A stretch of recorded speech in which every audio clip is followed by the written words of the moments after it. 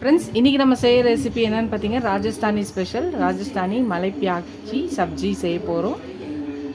பேரெல்லாம் வாயில் நுழையாது. நம்ம வெங்காயத்தை வச்சு செய்ய போகிறோம். அதுதான் நான் கரெக்டாக ப்ரொனன்சியேஷன் பண்ணுறேன்னு தெரியல, கொச்சுக்காதீங்க. ஆனியன் வச்சு செய்ய போகிறோம். தக்காளி கிடையாது, இஞ்சி கிடையாது. ஸோ இதை நல்லா தோல் உரிச்சு எடுத்து வச்சுக்கலாம். இதை பெரிய பெரிய பீஸுக்கெலாம் நம்ம கட் பண்ணி எடுத்துக்க போகிறோம். இப்போ நல்லா பெருசாக கட் பண்ணிக்கலாம்.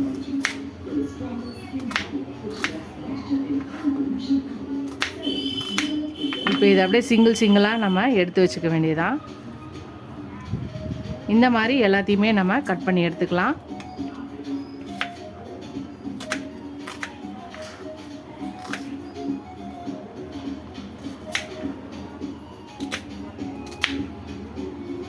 வெங்காயம் ஒரு 6லேருந்து 7 எடுத்துக்கலாம்.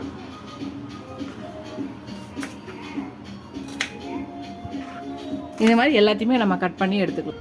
ஃப்ரெண்ட்ஸ், நம்ம ரெடி பண்ணி எடுத்து வச்சாச்சு. இது ஒரு பக்கம் இருக்கட்டும். ஒரு பவுல் எடுத்துக்கலாம். தயிர் எடுத்துக்கலாம், ஒரு 1/2 கப்பு. இப்போ இதில் சில்லி பவுடர் போட்டுக்கலாம் 1 ஸ்பூன். தனியா பவுடர் 1 ஸ்பூன் போட்டுக்கலாம். ஹல்தி பவுடர், அதாவது மஞ்சத்தூள் ஒரு 1/2 ஸ்பூன் போட்டுக்கலாம். அப்புறம் கரம் மசாலா ஒரு அரை ஸ்பூன் போட்டுக்கலாம். சால்ட் ஒரு 1/2 ஸ்பூன் போட்டுக்கலாம். இப்போ இது எல்லாத்தையும் நல்லா மிக்ஸ் பண்ணி எடுத்து வச்சிடலாம். இது ஒரு பக்கம் இருக்கட்டும். இதை நல்லா மிக்ஸ் பண்ணிக்கலாம்.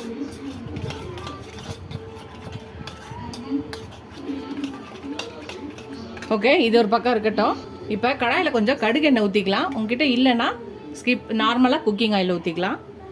எண்ணெய் காயட்டும். காஞ்சோடனே 1 ஸ்பூன் சீரகம் போட்டுக்கலாம். ஒரு 2லேருந்து 3 காஷ்மீரி சில்லியை இது மாதிரி 2ஆக பிச்சு போட்டுக்கலாம். அப்புறம் பொடியாக நறுக்குனா ஒரு 4 பல்லு பூண்டையும் போட்டுக்கலாம். இது நல்லா இதை ஃப்ரை பண்ணலாம். நல்லா வதங்கட்டும்.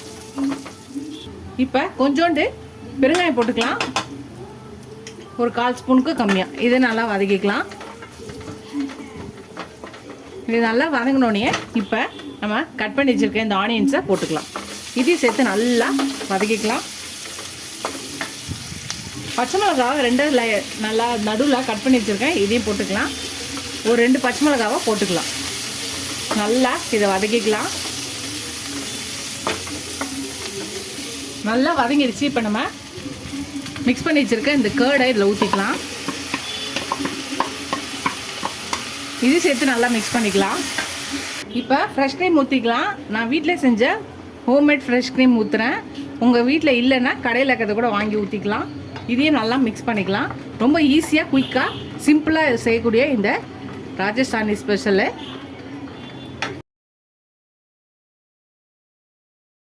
மலை பியாக்கி சப்ஜி. ரொம்ப சிம்பிளாக குயிக்காக செய்யக்கூடியது ஆனியன் சப்ஜி. சிம்பிளாக சொல்லணும்னா எல்லாத்தையும் நல்லா மிக்ஸ் பண்ணியாச்சு. கடைசியாக கொஞ்சோண்டு கஸ்தூரி மெத்தி, அதாவது வெந்தயக்கீரையை நம்ம நல்லா க்ரஷ் பண்ணி போட்டுக்கலாம். இதை லைட்டாக மிக்ஸ் பண்ணிவிட்டு இதை ஒரு 2 மினிட்ஸ் கொதிச்சா போதும், ரெடி ஆகிடும். அவ்வளோதான், 2 மினிட்ஸ் ஆகிடுச்சு. இதை அடுப்பு ஆஃப் பண்ணிடலாம்.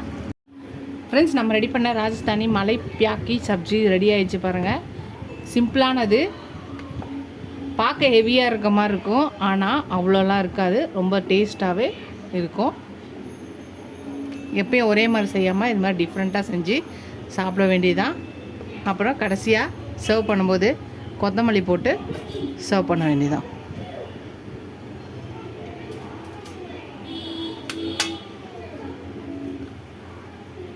அவ்வளோதான், நம்மளோட ரெசிபி ரெடி ஆயிடுச்சு. இதுக்கு நீங்கள் கேர்டோட வெங்காயம் வச்சு கூட சாப்பிடலாம். சூப்பராக இருக்கும்.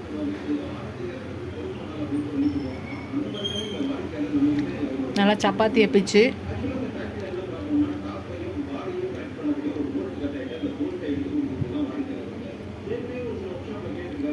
ரொம்ப சூப்பராக இருக்குது. வாங்க சாப்பிட்லாம். இதுதான் உங்களுக்கு தான். நீங்களும் இந்த ரெசிபியை ட்ரை பண்ணி பாருங்கள். ட்ரை பண்ணி பார்த்து எப்படி இருக்குன்னு சொல்லுங்கள். ஃபஸ்ட் டைம் சேனலுக்கு சப்ஸ்கிரைப் பண்ணிட்டு பாருங்கள். இதுவரை சப்ஸ்கிரைப் பண்ணலாம். ஃப்ரெண்ட்ஸ்க்கு தேங்க்ஸ். எனக்கு என் சேனலுக்கு சப்போர்ட் பண்ணிங்கன்னு நினைக்கிறேன். ரொம்ப சிம்பிளாக குயிக்காக செய்யக்கூடிய ரெசிபி, ஈஸியானது. ஒரு 20 நிமிஷத்துக்குள்ளே கண்டிப்பாக ஷியோராக சொல்கிறேன், செஞ்சு முடிச்சிடலாம். நீங்கள் எதுவுமே இல்லைன்னு நினைக்கும் போது இந்த வெங்காயம் மட்டும் வீட்டில் எப்பயும் கம்பல்சரி இருக்கும். அப்போ இந்த ரெசிபியை ட்ரை பண்ணி பாருங்கள். இதோட அடுத்த வீடியோவில் பார்க்கலாம். டாடா பாபா ஃப்ரெண்ட்ஸ்.